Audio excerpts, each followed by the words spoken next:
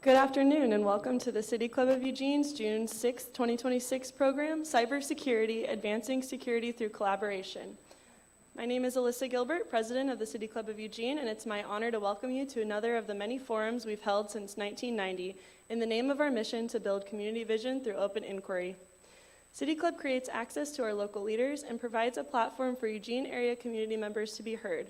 In light of the division we're experiencing in the world, I believe it's important now more than ever for us to gather as a community with curious minds and mutual respect. This space to listen, ask, learn, and gather is what City Club aims to provide to our community each week. Anyone who attends a City Club forum has equal access to asking questions in our space.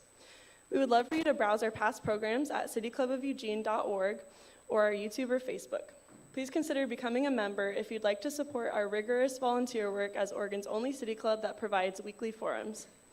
There are many ways to partner with us, and I'd like to thank our sponsors. The University of Oregon has helped Oregonians question critically, think logically, reason effectively, communicate clearly, act creatively, and live ethically since 1877. Get more information at uoregon.edu. Lane Community College transforms lives through learning. LCC provides comprehensive, accessible, high-quality educational opportunities that promote student success. For more information, visit lanecc.edu. Thank you to Lane County for their generous support and to our web host, 9 Planets, whose website support is critical to our functioning, making it easy to sign up as a member or learn more about us. Quick reminder to everyone here, please silence your cell phones. And with that, I will turn the mic over to the coordinator of today's program and City Club past president, Andrew Kallick.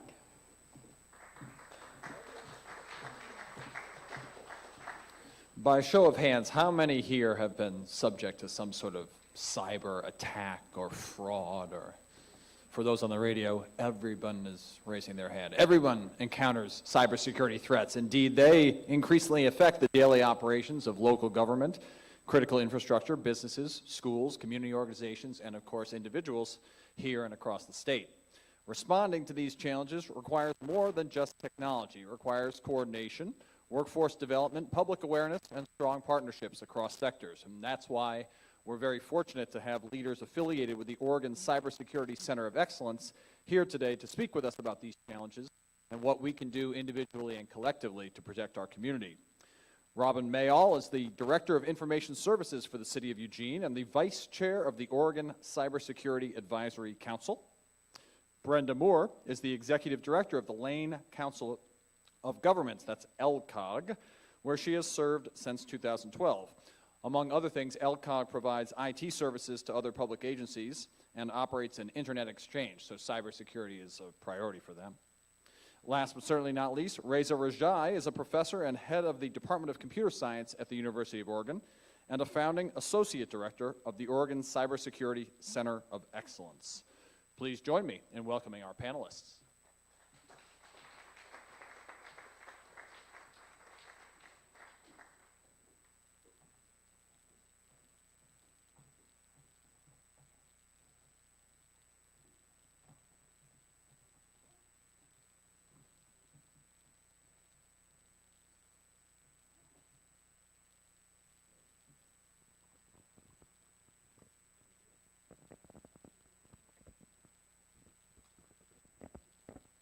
Technology. Can you hear this one? Okay, well, we can always pass one around. Do you want to start with this one, Reza?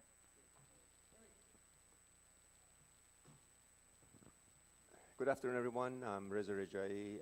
Thank you so much for having us for this event. We are excited to meet you and start having this conversation about important issue of cybersecurity. I'm excited to be here with my colleague and cover a number of relevant topics in the area of cybersecurity. Okay, I guess it's me. Hi, as Andrew said, I'm Brenda Moore. I'm the Executive Director of LCOG. I've been there for 14 years.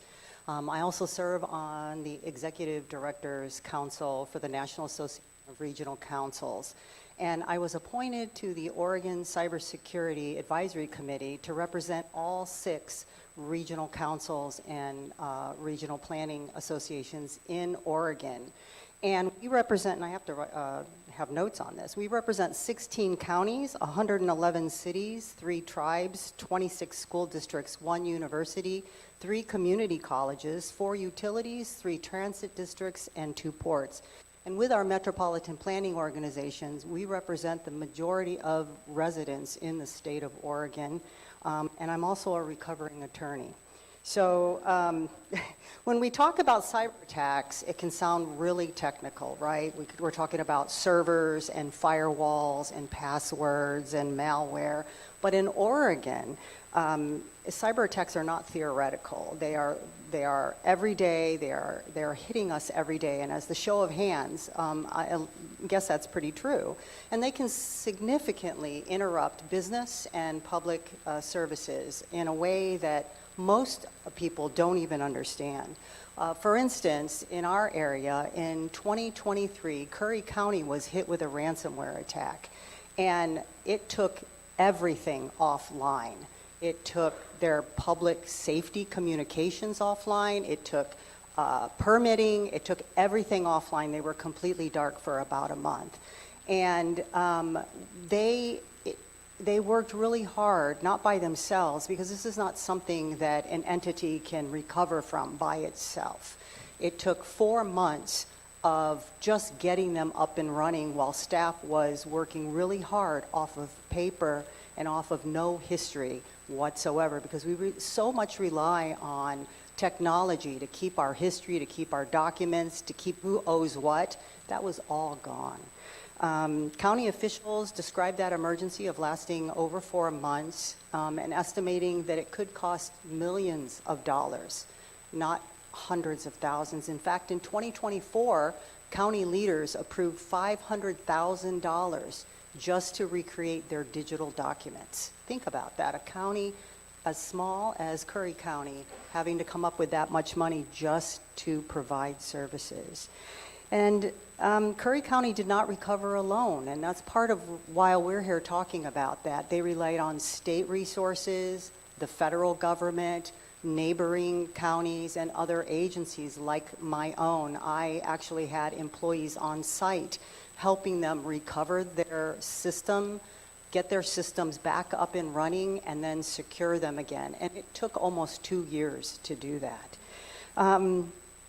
So I think the important thing is that when a cybersecurity attack like that happens, it is not an individual entity emergency. It is a regional emergency.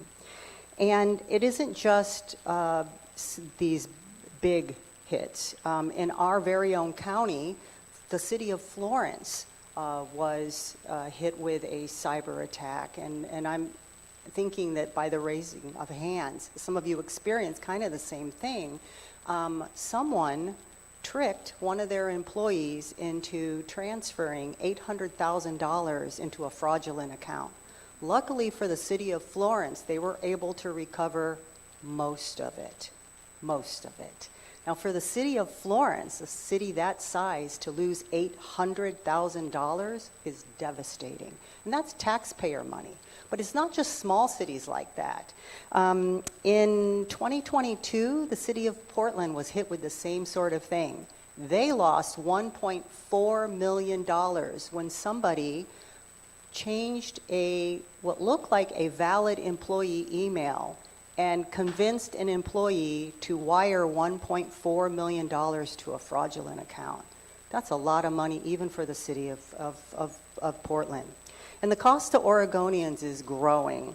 So Oregon victims, and it looks like some of you might be, and I'm sorry for that, lost about $136 million to cyber attacks in 2023.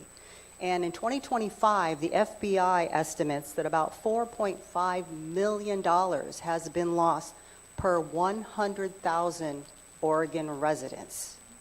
$4.5 million per every 100,000. That's about $190 million statewide. And that is only for the attacks that have been reported. And there's a lot of reasons why businesses, individuals, and entities don't report cybersecurity attacks, either because they're embarrassed or they don't want anyone to know, or various reasons.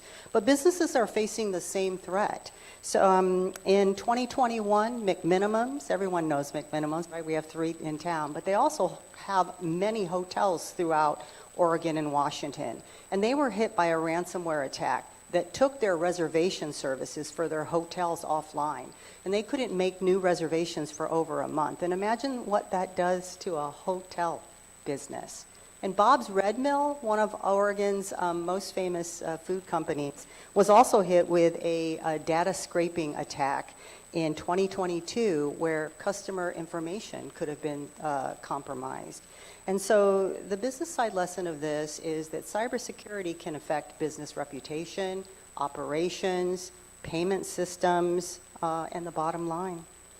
And it's getting worse. Cybersecurity is not an IT issue.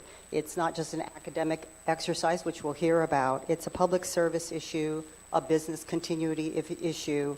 And we're talking about keeping Oregon running. Counties, cities, schools, entire schools have been shut down. Libraries, ports, and the biggest threat right now, utilities. A lot of utilities, including eWeb, Sub, they run their systems through electronic means, through computers, and they are a huge target right now. Cybersecurity is public safety. It's government and businesses being able to continue to run, and cybersecurity is now part of protecting the public trust. That's a great summary of kind of what we're facing and the threats of cybersecurity. So I'm Robin Mayall. I'm the Director of Technology for the City of Eugene. As the introduction said, I also am on the Oregon's Cybersecurity Advisory Council, which is a state-level council that oversees the Oregon Cybersecurity Center of Excellence. I'm the vice chair of that council currently. In my role there, as Brenda indicated, her role is to represent the COGs of all around Oregon and all the entities that they represent. I represent Oregon's 241 incorporated cities.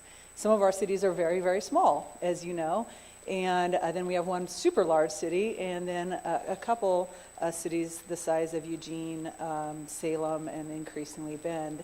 But all of those cities have different needs when it comes to securing their infrastructure. And in some cities, the mayor is the finance director, is also the IT director, is also the cybersecurity specialist. So they have very, very few resources in some places, and some have more. But I'm going to back up a little bit and just talk about what is cybersecurity. Cyber is a word we throw around. Cybersecurity is something we hear a lot about. But at its core, cybersecurity is the act of securing our people, our data, our systems, and our resources against cyber threats. And those threats come in a variety of ways. There are cyber criminals, and some of them are really low-scale cyber criminals. They're the people who are pretending to be the IRS and trying to get your social security number and trying to get your bank account and trying to get you to wire them some money or some gift cards. And those low-level thefts are all around us, and they do add up, as Brenda indicated, to a lot of money that comes from ordinary people. But there are also very large and sophisticated cyber criminal rings that are tracked around the world by the world's top law enforcement organizations, rings that transfer their money via Bitcoin and other currencies that aren't easily traceable. And those sophisticated gangs are also targeting not only you, but your institutions, your bank, your credit card company, businesses that you do business with. Bob's Red Mill, for instance. You know, your oats that you buy in the morning are a target of cybersecurity criminals out there. And they are very sophisticated. And then there's a whole nother layer that I think a lot of people aren't as aware of, and that is nation-state actors. And so that is Russia, China, Iran, North Korea, very sophisticated countries with very sophisticated cyber weapons, cyber armies that are actually targeting us. So we are, in a sense, at war in every institution, especially your government institutions, with forces that want to disrupt us, want to disrupt our essential services. In the case of the city of Eugene, that would be our 911 services, our police and fire, our emergency response, our airport, our wastewater systems, our critical infrastructure. E-Web is another one that was mentioned. The people who keep your lights on and your water clean and running to your house. These nation-state actors are really looking to disrupt things that are critical to our daily lives and to our safety and security. So those are big opponents for cities to face. Even a city that's pretty good size like Eugene and has a technology staff, and also cities that are very, very tiny and hardly have anything.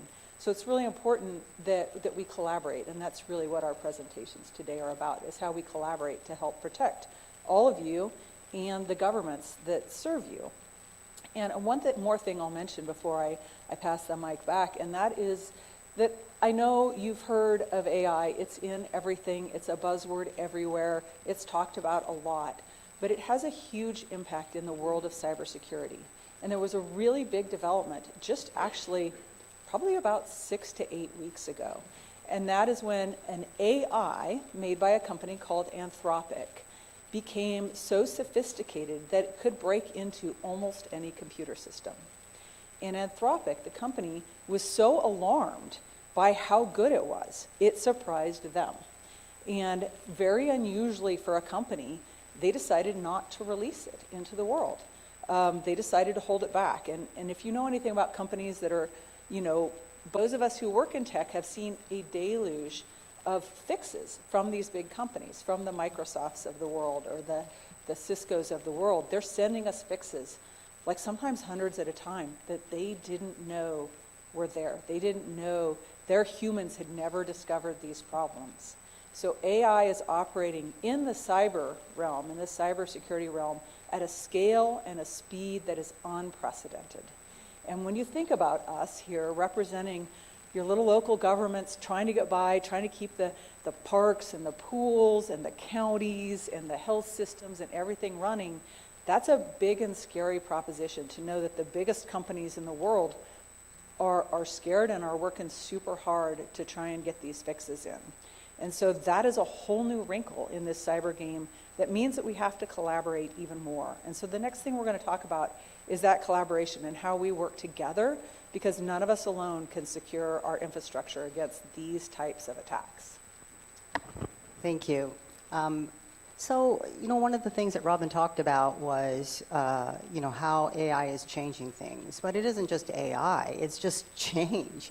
And so if we wanted to get together and figure out how to fix a pothole, everyone knows what a pothole is, right? And there are different ways to fix a pothole, but if we wanted to get together and fix a pothole is a pothole. That's probably fairly easy thing to figure out with a group of people who are specialists on how to fix. The problem with cybersecurity is that every day it changes. So we are chasing a moving target, and individual agencies, businesses, entities cannot do this on their own. As Robin said, sometimes the city manager is the IT manager or the recorder. These small cities, these small entities, businesses that are run by couples or individuals, you don't have time to keep up with everything that's changing on a daily basis. So that's what the OCCOE is for, and what the Oregon Cybersecurity Advisory Council was created for, is to bring those resources and those ideas together and talk among leaders in the state about how we protect this state and how we share our resources so that we are not doing it alone. So the OCCOE was established in the fall of 2023 with House Bill HB 2049. And I just want to say thank you to Representative Nancy Nathanson. This is a priority of hers. She led the initial hearings for that, and she really she really responded to the concerns that were being raised about how vulnerable we are. People think cybersecurity, there's a bunch of people sitting in a dark room somewhere with a bunch of computers all trying to figure out how to hack into a system. They're all probably teenagers, right? And that may be true. But the majority of attacks happen because someone is really clever and tricks an employee to open the door, and they just walk right in. So the OCCOE is watching those things. And the purpose of that is to enhance our cybersecurity posture in the state, to make sure that the state of Oregon is closed to this type of activity. The most important thing is workforce development. Robin's been in this business for a long time. Reza has too. I run a public agency. We offer IT services. IT is not my background, but protecting my members is part of my responsibility. And we do not have the workforce in order to fight this war. This is not a new thing, but the speed and the rate at which it is growing is alarming. And we need people who are trained to work in this field, who understand the movement of it and the risk of it. And we also need leaders who back their employees. You cannot put cybersecurity risk on the back of your one IT person. That is unfair, and it is unreasonable, and it is not just going to, it's not going to work. So the OCCOE, we are in a very unique place because it is co-present and co-led by Portland State University, Oregon State University, and the University of Oregon, which imagine those resources. And each one of those universities brings a complementary and different strengths and capabilities. And so we have those entities working with us, and that strong partnership with high schools and other institutions. Again, we need that workforce pipeline coming in. And our advisory council represents a wide variety, from industry to public agencies to education, special districts, and critical infrastructure in order to watch out for this state. So I think by now we did a good job of scaring you about all the issues related to cybersecurity. Let me spend the next few minutes tell you about some of the things we do to help protect our community and address some of those issues in the context of Oregon Cybersecurity Center of Excellence. Some of the core limitations that exist is lack of adequate professional workforce in the area of cybersecurity. In Oregon alone, there are more than 7,000 unfilled positions in this area. The number across the nation is 700,000, and nationally is even larger. So as you can imagine, workforce development is critical.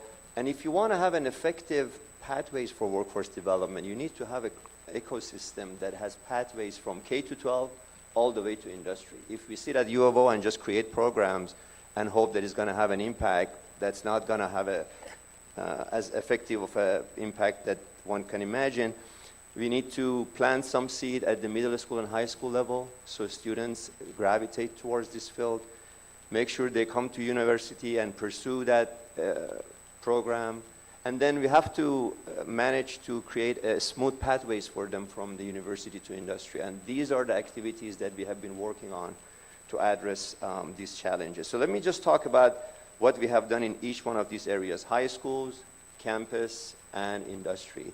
And I think it's obvious by now that we need to get out of campus walls to do some of this work with industry, partner government agencies, and high schools, which is exciting. So at the high school level, one of the events that we have had the past 4 years now is a high school cybersecurity summer camp. It's a week-long camp for all the high schoolers from 8 to 12, 9 to 12, and engaging them in set of activities. There are speakers, and so it's a very informative and high-quality camp. I just want to take advantage of this opportunity and let you know that this year's camp is held between July 20 to July 24th at U of O. There are camps at several other places across the state. Interested individuals can go to nwcybercamp.org, and then there are opportunities to register. So I encourage you, if you have high schoolers in your circle, to encourage them to participate. It's a really good way to engage them. We had a large grant from Higher Education Coordination Commission, or the HEC, to promote cybersecurity in high schools. The title of the grant was Nurturing Inclusive Cybersecurity Education, or NICE. And we took on several activities that I think are interesting to learn about. So The perhaps most impactful activity was what I call training the trainers.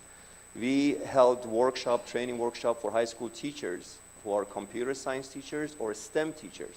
And the idea was to make it accessible to a large group of teachers who can then go and teach a course at their high school, so it makes it accessible to a larger number of high schools. So by the end of this month, we have trained more than 50 high school teachers so they can offer such a class in their high school. And most importantly, we created a community of high school teachers who are engaged in the field of cybersecurity and connected to our programs so they can convey all those opportunities, whether it's camp or others, within their high schools.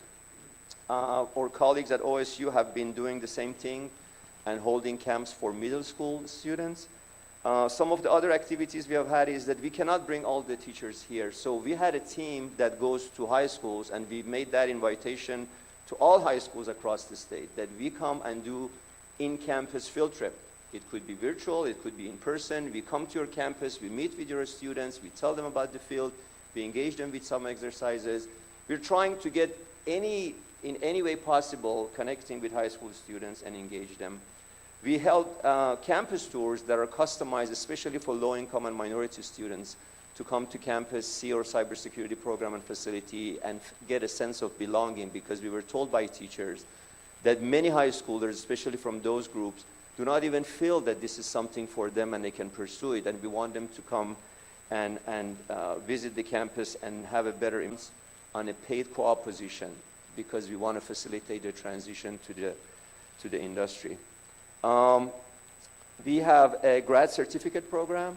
This is similar to half a master's, as intended for somebody who has a STEM degree, but they want to transition their career in a different direction, so they can take a few classes and go in that direction. We are exploring interdisciplinary aspect of cybersecurity. So if somebody from law school or from public policy is interested to work on compliance aspect of cybersecurity, we are trying to accommodate that. So there is training for that in our program as well. In general, our programs cover competency in network security, data security, software security. I can go on and on. And a most recent addition, which I consider signature of our program, is competency in the use of AI in cybersecurity. Because if attackers use AI, defenders need to be able to use AI in order to have a level playing field. And we recently received Center of Academic Excellence in Research designation from National Cybersecurity Agency, NSA. That kind of is a distinction for our program. OSU also offers concentration in cybersecurity and master's degree, and PSU also offers non-credit certificate in cyber resilience. One of the key elements of our programs that I'm really proud of and excited about is our experiential learning. So here at U of O, we offer a security operations services for teaching. So this is a service facility that we created on campus to serve government agencies such as counties, cities, to improve their cybersecurity posture. But students come to that facility, work in that facility to get training as a class. So by the time a student graduates, they have hundreds of hours of training in an actual facility on campus. So we call this teaching SOC, and our sister organization, OSU, has another one of these called ORTSOC. And this is exciting because it provides a service and it provides a training opportunity at the same time. We created an entity called Risk Clinic to provide assessment of cybersecurity across the state. Several years ago, when there was money from the federal government to address cybersecurity vulnerabilities, one of the challenges in the state was we didn't know what the vulnerabilities are, because we haven't done enough assessment across the state to identify those vulnerabilities. So we agreed to train students, form a team to send them to water districts across the state to assess how old their computers are, how vulnerable their infrastructure is, to help them address those and enhance the resiliency of our cyber infrastructure. And we are currently building a lab that provides a sandbox for students to incorporate AI in cybersecurity in a creative way. So we call it the breakable sandbox. Come, develop a solution, incorporate AI to it, break it, improve it, enhance it, so you learn as a result of that. And also at the university level, I just want to mention, we are mindful of how we could engage community college students into this. So one of the activities that we have is to create pathways in the area of cybersecurity from community colleges into our program. So right now I'm working with Mount Hood Community Colleges and obviously LCC to identify and develop those pathways. Let me just quickly move on to the third component, which is industry partnership. As I mentioned, we have partners in industry to host our students as co-op in the master program. We are convening meetings with these industry partners. Some of them are regional, some of them are government agencies, some of them are national companies, to provide feedback to our curriculum and our experiential learning program. So if there are ways we could make it better to make sure students have the right set of skills before they go to that job interview, we want to make sure they provide that input. We are working with them on capstone projects, so if there are some cutting-edge project that they want to be done, we package that, bring it to our campus, and have our students work on that while they're here. I mean, all in all, we are trying to create a community among our industry partners, so we want to offer some trainings for IT workers, for cybersecurity members, so they can keep up with all the sort of rapidly changing aspect of cybersecurity, because if they are not prepared, we won't be able to address those challenges. And last but not least, we have partnership with major companies like Fortinet and SentinelOne, and we are part of their academic programs. They offer resources to us. I received recently more than 100,000 worth of equipment from them for creating the lab that I mentioned earlier. And we are trying to make their training and certificate accessible to the member of our community and our students. So we see that impact. So I guess I want to end by saying that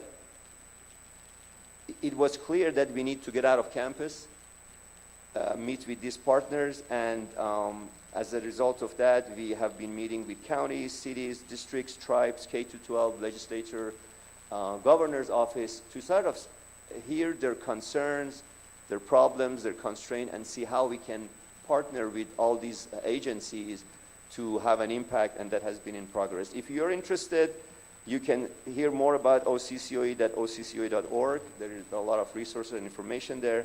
And I want to share my own email, which is reza@uoregon.edu. And if you're interested in any of these programs that I mentioned, please reach out to me, and I'm happy to connect you with the right team and make sure you can access them. So with that, I want to pass to Brenda. Oh, it is me. Okay, well, so as part of that, and as part of our cooperation on a regional and a statewide basis, the Lane Council of Governments offers IT services to any public agency and nonprofit throughout the state of Oregon. And that does two things. It helps the smaller agencies when they don't have IT expertise, and it also helps my staff gain more experience, so that when something does happen, we're able to respond. And especially in the metro area of Lane County, when a cyber attack happens to one of our partners, whether it be the county or the city of Springfield or something, we all get together and we work on that problem together. I think that is really essential, and it's important that one agency, one business is not doing this alone, and that every agency and business feels like they are not alone. So if something happens, don't hesitate to reach out to me and my staff, whether you're a business, a public agency. We're here to help because it's important for our region to be successful and to be secure. Yeah, and lastly, I'll just say a little bit about what the City of Eugene is doing around the area of cybersecurity. I absolutely cannot give you any details about my staff, who they are, how many, what tools we use. Those kind of specifics are things that cyber criminals and other organizations actually go out and scrape public websites and YouTube and other things for, because they want to know where we could be weak or where we're strong. And they want to know what tools can be exploited. But what I can tell you, and I think it's really the theme of what all of us have been talking about, is that the City of Eugene and Lane County, this area is really known for collaboration and partnership. That is, I think, a very, I won't say unique, because I think there are other places that do have some aspects of that. I think the strength of it here is really unique. We collaborate a lot with each other, we've talked about a little of the levels of collaboration. We collaborate with other public entities, whether it's LCOG, University of Oregon, Lane County, City of Springfield, eWeb. We are talking to each other. Your technology leaders are talking to each other all the time. And we share resources, thoughts, ideas. Above that level, there's an organization called the Oregon Association of Government IT Management, and I'm the vice president of that currently. And that organization brings together IT leaders from all over the state, local, educational, tribal, special districts like Lane Transit District is a special district, COGs, counties, and we collaborate across the state. And when I go to conferences or other places where I meet IT leaders from other parts of the country, they are always like, oh, how lucky are you that you have such great collaboration, that you share so many resources. And it's not luck. We take this very seriously, but we also do it very intentionally. We partner and collaborate intentionally here, and I think it's a great strength of Oregon and of Eugene and Lane County in particular. It's one of our greatest strengths. And it honestly, in this age of ever-changing landscapes in terms of technology and cybersecurity, it is maybe the greatest strength that we have. So that is really important. And I will mention one thing we haven't talked about, and that is our federal partners do bring us a lot as well. We collaborate with the Center for Cybersecurity and Infrastructure Security Agency. They are a part of Department of Homeland Security. They have had some funding and other challenges, but they give us a lot of information about what is going on globally. And we have a service called the Multi-State Information Sharing and Analysis Center. And that feeds us all kinds of information, whether it's about specific threats or specific vulnerabilities. My inbox is full on the daily from the kinds of information they feed us. And we take every one of those things seriously. And we talk about it as entities too. We talk about it with our technology partners. What are you doing about this one specific thing? How are you tackling this? And we share our ideas, and sometimes we share resources as well. If one of us is affected, we all send people to help. And I think that is, I guess what I would leave you with, is that our strength is in collaboration and partnership, and the way Oregon set up this Oregon Cybersecurity Center of Excellence and the Oregon Cybersecurity Advisory Center or Council is really designed to keep facilitating that partnership and to give it some formal structure, because we meet regularly. Representatives from all these entities meet regularly. We have a formal structure by which we come together to better protect against cybersecurity events across all of Oregon. And then I guess it's question and answer time.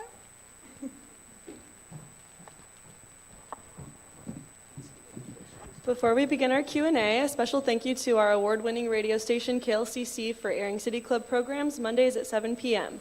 In the metro area of Lane County, they broadcast on 89.7 FM, and in Florence on 88.1 FM.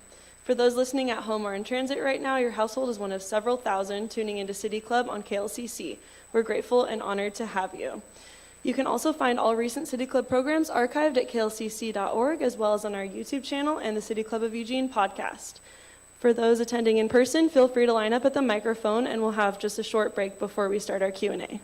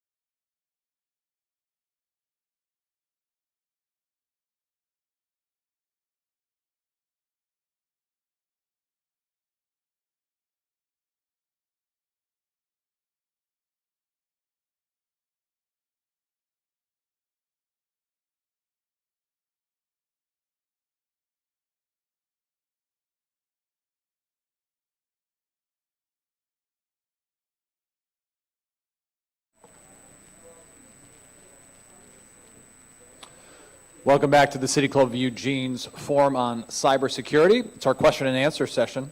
Eric, you have our first question.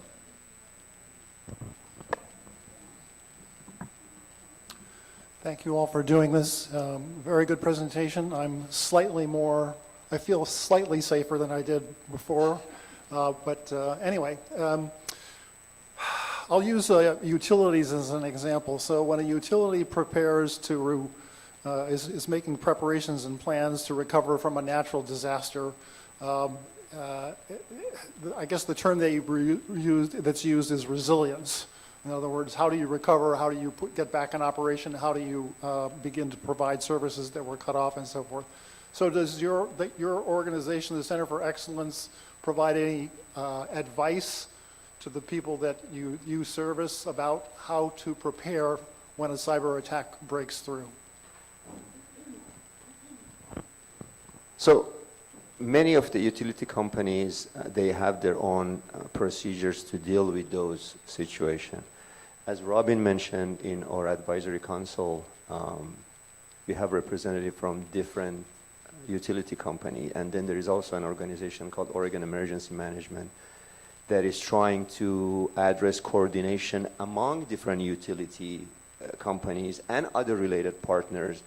And those procedures are in place, and we constantly talk to them to see, it's like doing a drill. Are you ready for that earthquake that we anticipate to come, or fire and all that? So there are some procedures in place. We provide advisory role, having input from different utility companies because they have different concerns and constraints. But this is, as you can imagine, it's a really big multi-stakeholder conversation. So I think those are happening. Is that fair to say so? Yeah, I think that's an interesting question because it's kind of an overlapping area. Disaster recovery and resilience are a big umbrella. And under that, cyber is one type of disaster. So the types of things we can do as entities to recover from a cyber disaster, like have backups of our data in another place that are separated from the data itself that we use daily. Now, if we get hit with a cyber attack, that's super helpful because all of those systems go down and we have another copy over here that we can restore.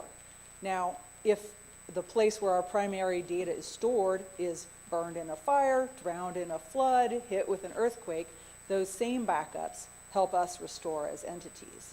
And I think your question is also a little bit about education and outreach about how to recover from disasters. Yes. And that isn't really a direct function of what we do, but it is, we are in each of our entities tied into that disaster recovery and resilience component. I work with our emergency manager. I think most IT directors work closely with the emergency managers in their various entities because there's so much overlap between recovering technology. You have to recover the technology in any disaster. Yeah, we, as a region, we often get together and do emergency drills to be prepared, and more cyber security is one of those. As Robin said, it's an emergency. So in our continuity operations plans, that is one of the chapters that we are preparing for, and many agencies are doing that. Next question, Kathleen. Hello, thank you very much for your wonderful presentations. It does make me feel a little more comfortable knowing about the collaboration you all have. I'm interested particularly in what you had to say, Robin, about Anthropic and their efforts with Mythos. I'm wondering, as a former Cisco employee myself, I know how unusual it is to collaborate at that level. So a couple of things. Is OpenAI and Google, are they also making efforts to help industry and others to fight these cyber attacks? And then also, what about an agenda item for the OpenAI and other companies in the AI industry to create an agent that would actually fight cyber attacks, that it could be purchased by companies? Is that anything that's you've heard about coming down the pipe? Yeah, so a couple things there. Anthropic is particularly, I think, a little bit more ethically and community-minded than some of the other AI companies. What we've heard from the Pentagon would Right. reinforce what you're saying. On a number of fronts, Yeah. and they've been very forthcoming in this. I have not heard that other companies have. That also doesn't mean it's not going on behind the scenes. Some people have felt like Anthropic is doing this as a publicity stunt because it gets them press. I actually don't think that's the case because I have talked to people in organizations like Cisco and Palo Alto and technology organizations that are in those briefings with Anthropic, and they are taking it very seriously. And I think our Federal Reserve Chair met with banks over this issue, with all the international banking, and they're taking it seriously. When the head of the Federal Reserve takes it seriously, I don't think it's a publicity stunt. So I think it's probably a danger from everywhere. I think one thing that Anthropic was thinking was that even if all the American AI companies came to the table, China has got AI that's right at the same level. And so if they delay this release and give us a head start, it's only giving us a head start of what's coming from other areas. For a short period. For sure. Yeah. And so I think that that's part of it. And would you repeat the second part of your question? Are these people who are working on AI, are they Oh, yeah. working on an agent that would actually prevent cyber attacks? There are there's a lot of agentic AI in the cyber countermeasure industry. So companies that have been mentioned like SentinelOne, like Palo Alto, CrowdStrike, companies that are in the cyber protection space, they all have AI. All of them are using AI to fight AI. There's no way anymore to fight AI at a human scale is not possible. Now, I don't know how many of them are purchasing engines from other companies or if they're developing their own. They hold a lot of that really, of course, close to their chest. But they are all using AI. I can tell you that much for So sure. it sounds like a race. It's going to be a race. An agent to prevent cyber attacks and then cyber attacks generating creative ways to get around it. For instance, Security Operations Center, one technology vendor that I heard speak talked about their Security Operations Center, which is what Reza is talking about at the University of Oregon, a SOC, a Security Operations Center. And they said that their Security Operations Center processed 128 billion events a day, which is just an incomprehensible number. But they only had 12 analysts working on that because the AI is taking those 128 billion and narrowing them down and fighting some of them off independently and narrowing them down to only the ones that like really need a human analyst to step in. So it's giving us the same scale that the attackers have in a sense. Right. So that is at play as well. Thank you very much. Hi there, I'm Charlie Lowe. Since there's no one behind me, I'm going to try and sneak in two questions here. And one's really just a follow-up here. We're really in the early days of artificial intelligence, and as you just described, these agents battling each other out. I understand the interest in having workforce development, but is there really going to be a need for much workforce? I mean, my vision of the future is we are just going to have these AIs out in the cloud fighting each other with conceivably very little human involvement at the cost of vast amounts of energy. What is it that is the key human component here that we're going to need to be training a workforce for? A second unrelated question, do you see a future in which the only solution is really going to be to start disconnecting, setting up systems parallel systems that are just not connected in any way to the broader cloud and internet world, so that as the only way to truly have something that's safe in our modern era? So I think at the high level, I would say that we hear about all the companies that are using AI for various purposes, and these are all proprietary, and it's hard to say to what extent they use it, for what purpose use it, and how effective they are in general. But what I would say technically is we know for sure, even talking to those companies, that adopting AI for many of these practical cases is not just getting an agent or a piece of software and install it and everything is going to work. Oftentimes these models have a lot of errors that we call them false positive or false negative, meaning they say there was an attack or a bad event, but it wasn't a bad event. It was an unusual event. Or they may miss a particular attack. So That's why one of the critical pieces of incorporating AI is to be able to work with AI to further tune it for a particular situation at the particular part of the network, given what you see. And this is my transition to say that despite the myth out there that, oh, AI is here, there is no need to go study computer science or cybersecurity, is all done.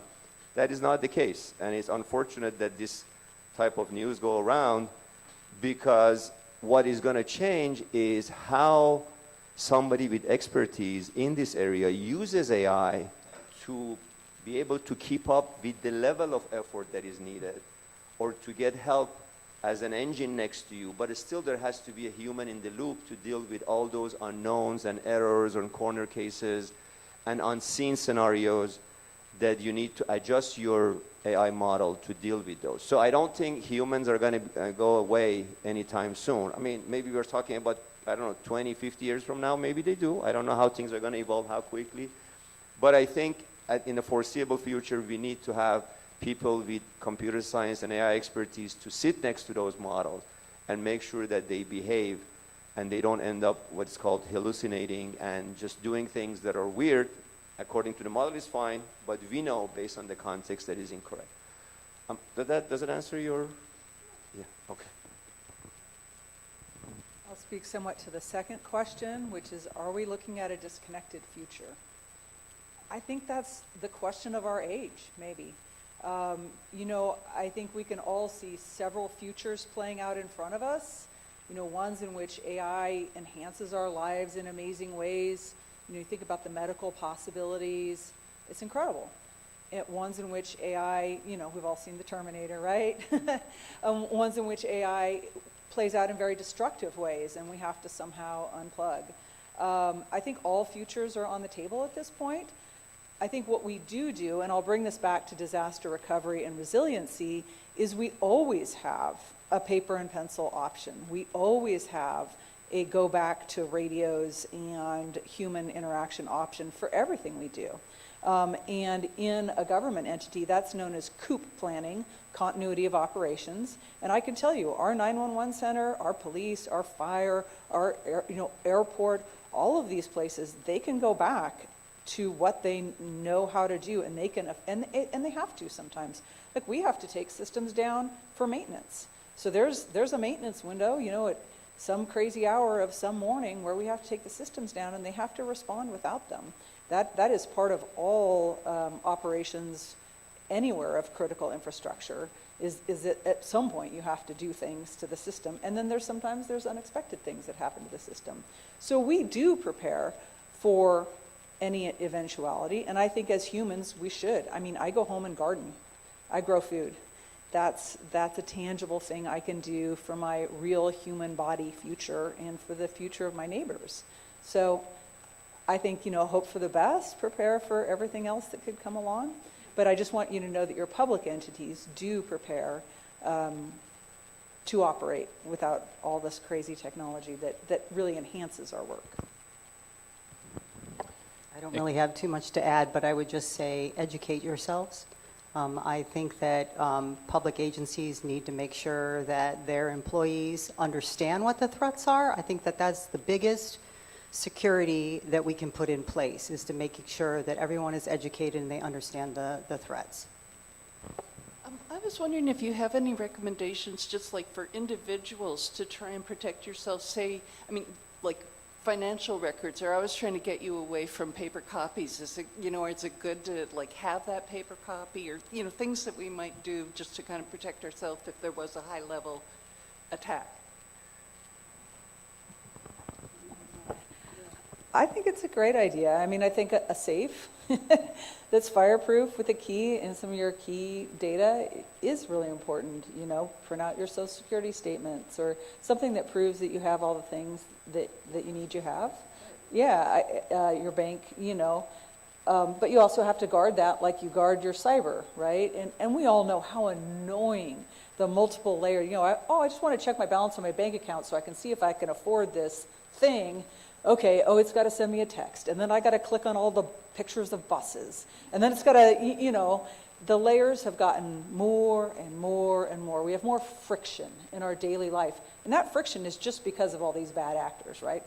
It's not necessary friction if all these things didn't exist, but it's there. So in the same way you layer all the friction you have to go through to have your online life, and I use a password manager. I don't write them down on a sticky note and put them on next to my keyboard. I use the technology tools, but I also have a fireproof safe with an old-fashioned key, not a fingerprint, a key, that lets me store paper documents that are meaningful to me. So I think it's sort of both and. I think about the ways in which you can kind of have both things, so you can have your convenience, as much of it as you want to engage in online, and then you can also have, kind of a safeguard of the real stuff. One division of my agency is Senior and Disability Services, and one service that we provide is abuse investigation against adults 60 and older and 18 and older with a physical disability. And we get a lot of calls because of fraud. And I would just say, if it sounds just a little off, because AI is so good at impersonating a family member, a public safety officer, or whatever, take that extra time and just check. Hang up, call that person and say, hey, did you just call me? If the bank calls, if the police station calls, just take that extra moment and verify it before you send any money. And no one is ever going to ask you to buy a gift card to pay off anything. But people fall for that all the time. So just take that extra little time and just double check. I just wanted to add by saying that one of the activities we are working on is to offer awareness session for different groups in the community, like going to retirement houses, talking to teachers, talking to groups with different focus and different constraint and different background, and tell them about some of these good practices so they're not affected by some of these scams out there. So those awareness events are coming, and we'll hopefully hear from us in some other forms about those events. One more quick little tip, because what Brenda said is really important. I think families and people should have a phrase that you use. So if your grandkid or your kid calls you and says, Mom, I got in a car accident and I need you to wire me this money so I can get my car towed, and it sounds just like them, and this is the future of AI. It sounds just like them on the phone. You say, okay, what's our family keyword? It's strawberry patch, or whatever it is for you. You just pick a word. That way that person is who they say they are, because really with 30 to 60 seconds of any public, right now I'm creating a public record of my voice that can be used to call my husband and ask him to send me some money. So he would ask me, what's our word? And we all know it in our family. So I think that's a very simple thing you can do to just make sure the people, the humans are truly the humans you're talking to. Because that's what's happening right now. It's a brave new world. Please join me in thanking our panel.